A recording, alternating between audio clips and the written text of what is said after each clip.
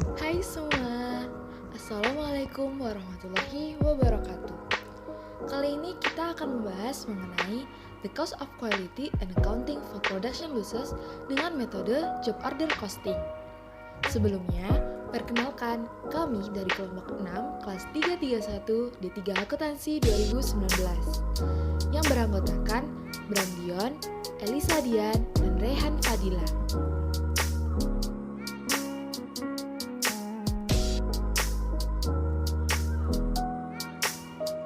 Di materi ini, kita mempelajari the cost of quality and accounting for production losses, khususnya untuk job order costing, di mana tujuan pembelajaran setelah mempelajarinya, kita diharapkan mampu untuk pertama, menentukan quality cost untuk job order costing, dan yang kedua, menjurnal quality cost untuk job order costing. Sedangkan production losses itu sendiri terdiri dari pertama, scrap, yang kedua, spoilage, dan yang ketiga, rework.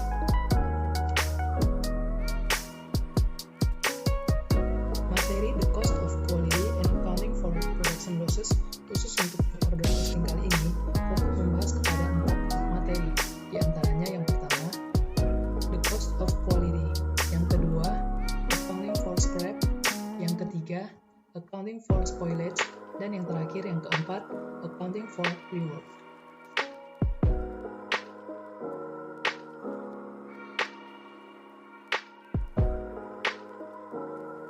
Yang pertama, kita akan membahas mengenai the cost of quality. The cost of quality meliputi cost untuk mendapatkan kualitas dan cost akibat kualitas yang tidak terpenuhi. Tipe quality cost ada 3, yaitu prevention cost atau biaya pencegahan, appraisal cost atau biaya penilaian, dan failure cost atau biaya kegagalan. Prevention cost atau biaya pencegahan adalah cost untuk mencegah kegagalan produk dan juga cost untuk mendesain produk dan sistem produksi yang berkualitas tinggi. Appraisal cost atau biaya penilaian adalah cost yang terjadi untuk mendeteksi kegagalan produk.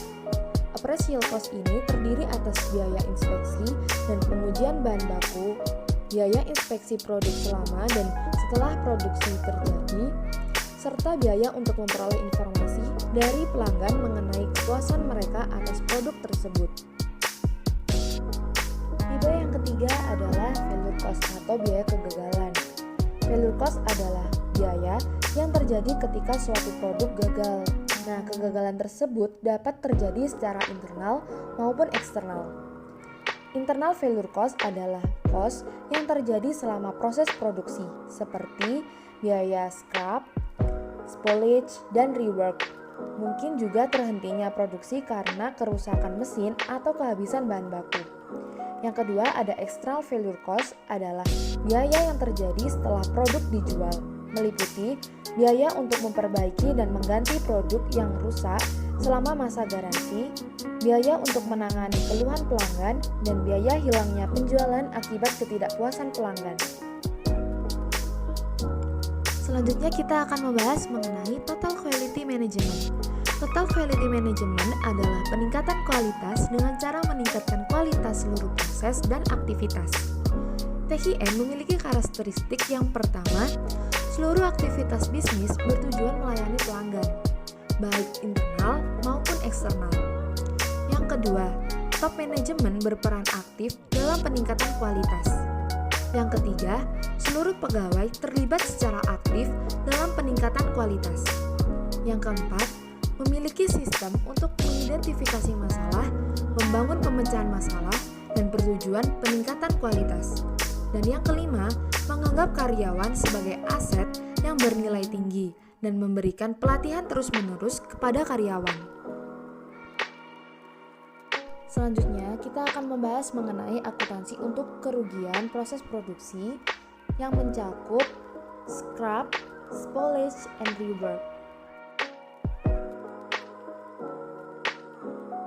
Yang pertama, kita akan membahas mengenai scrap.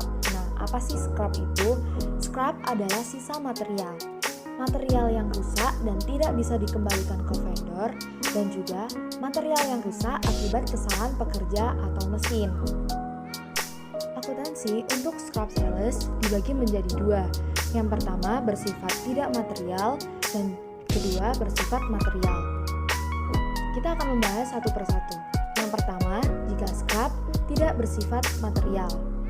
Tidak bersifat material jika nilai scrap dianggap kecil oleh perusahaan, sehingga saat terjadi scrap tidak dicatat, baru dicatat saat terjual.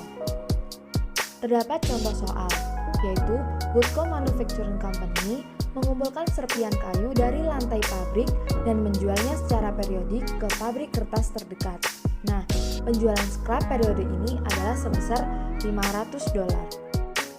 Untuk mencatat penjualan scrap, yang pertama, kita mencatatnya sebagai scrap sales karena jumlah yang diakumulasikan di scrap sales dapat ditutup ke ikhtisar laba rugi dan ditampilkan di income statement sebagai scrap sales atau other income, sehingga dicatat cash atau account receivable terhadap scrap sales atau other income sebesar $500.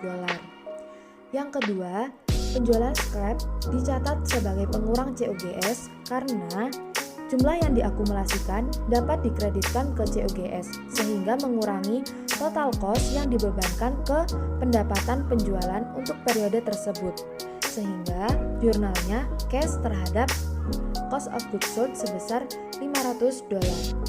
Yang ketiga, penjualan scrap dicatat sebagai pengurang FOH control karena nilai scrap yang diperkirakan untuk periode tersebut harus diestimasi dan dikurangkan dari estimasi overhead sebelum tarif overhead dihitung. Penjualan scrap yang dicatat sebagai pengurang FOH control ini berasal dari scrap semua job yang diakumulasi, sehingga jurnalnya cash or account receivable terhadap FOH control sebesar $500. Penjualan scrap juga dapat dicatat sebagai pengurang job cost tertentu jika scrap dapat ditelusuri langsung ke pesanan individual atau job tertentu. Contoh, misal dalam ilustrasi ini ditentukan di job nomor 212, maka jurnalnya cash or account receivable terhadap WIP job 212 sebesar $500. Untuk mencatat nilai scrap juga dapat bersifat material. Dikatakan material apabila nilai dari scrap sales tersebut besar bagi perusahaan. Maka saat terjadi scrap dicatat dan juga saat dijual juga dicatat.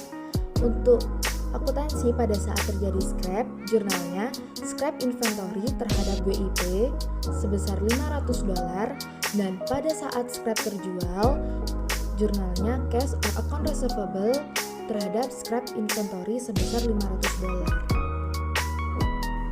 3. Accounting for spoilage.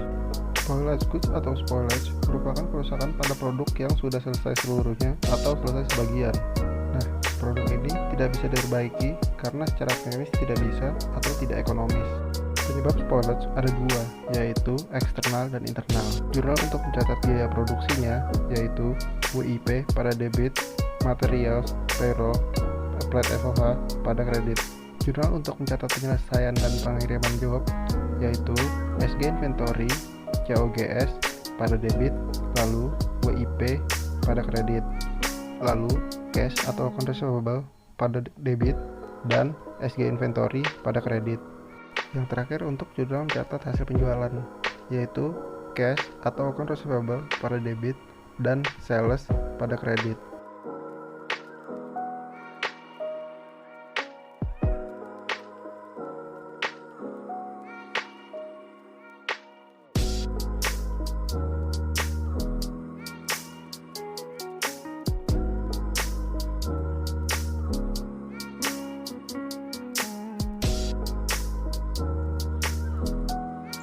Agar lebih memahami mengenai akuntansi untuk biaya peran oleh kegagalan internal perusahaan.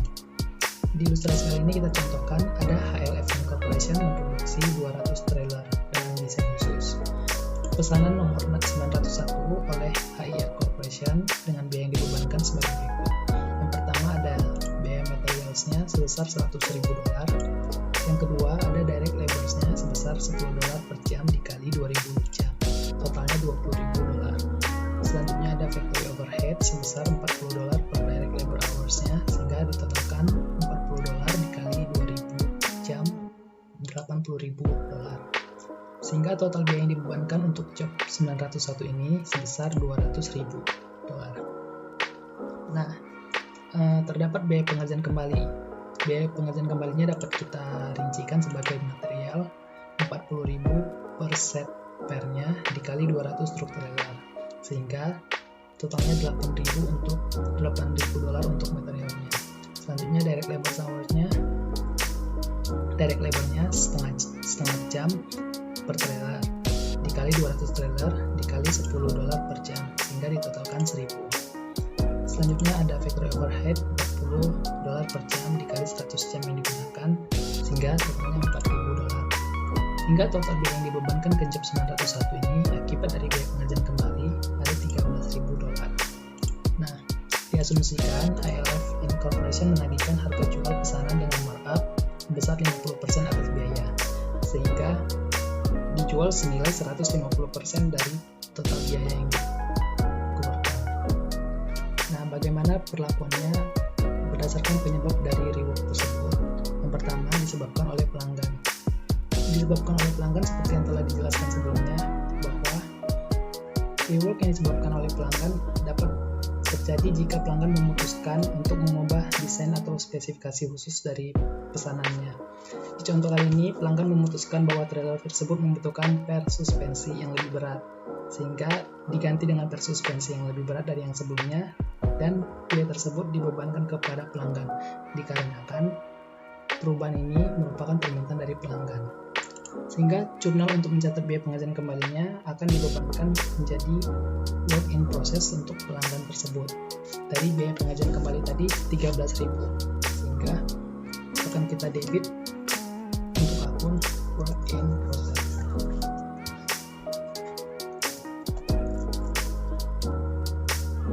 Besar dengan total biaya yang dibebankan akibat dari rework. Selanjutnya yang dikredit merupakan biaya-biaya rincian dari biaya-biaya tersebut. Yang pertama ada biaya materialnya,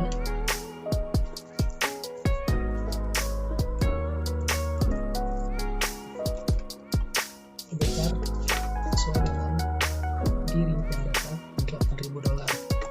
Selanjutnya ada biaya direct labor, kita kredit payroll sebesar $1.000. Selanjutnya ada applied factory overhead sebesar $4.000.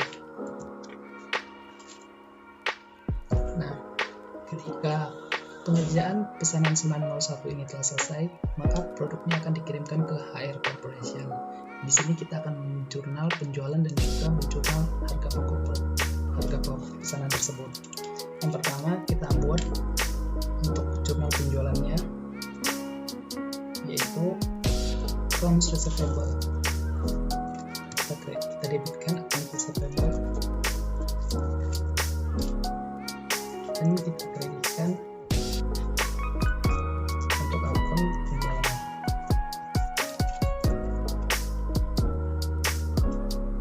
Sebesar 150% dari total biayanya. Nah, total biayanya tadi yang pertama adalah $200.000 untuk sebelum adanya pengerjaan kembali. Namun setelah adanya pengerjaan kembali, maka biayanya akan bertambah, dibebankan kepada pelanggan sebesar $13.000, hingga total biayanya adalah $217.000. Total biaya tersebut kita bebankan kepada pelanggan, maka akan menjadi cost of goods sold.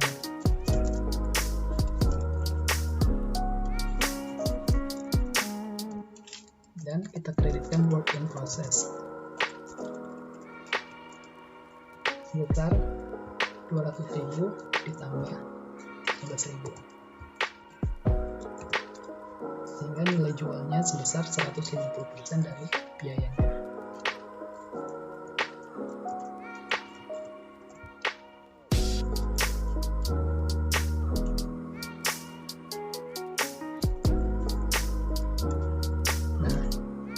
Ini untuk pencatatan ketika pelanggan meminta perubahan desain atau spesifikasi khusus dari pesanannya, sehingga dibebankan kepada pelanggan.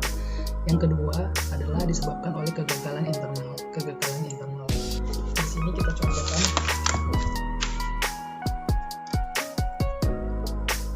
bahwa kegagalan internal yang disebabkan oleh kegagalan internal ALF Incorporation, maka biaya yang dikeluarkan untuk pengerjaan kembali akan menjadi beban perusahaan, bukan dibebankan kepada pelanggan. Sehingga untuk jurnal untuk mencatat biaya pengerjaan kembalinya, kita akan menambahkan ke factory overhead control, bukan ke work in process, sehingga factory overhead controlnya akan menjadi beban dari perusahaan.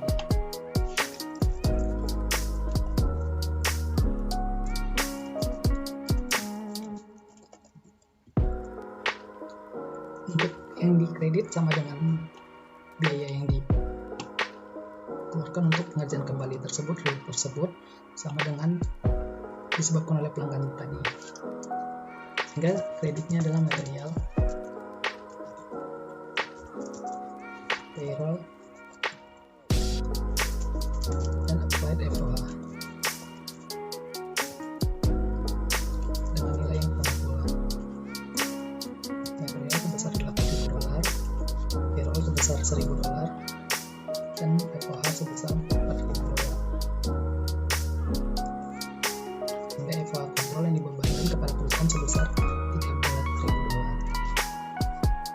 Nah, karena biaya pengerjaan kembali tersebut dibebankan ke overhead pabriknya, total biaya pesanan 901 senilai 200.000 tidak bertambah karena hanya 200.000 tadi yang dibebankan kepada pelanggan, sedangkan sisanya menjadi beban perusahaan.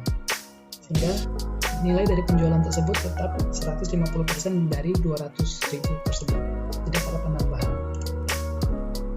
Sehingga ketika kita menyerahkan pesanan 901 kepada pelanggan, akan kita debitkan dengan akun account receivable.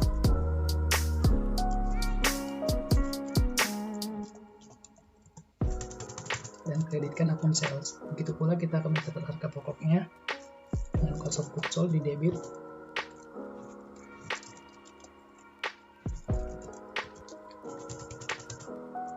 dan juga work in progress di kredit dengan nilai yang pertama tanpa ada penambahan biaya pengerjaan kembalinya. Dan untuk nilai jualnya sebesar 150% dari biayanya, 150% dari $200.000.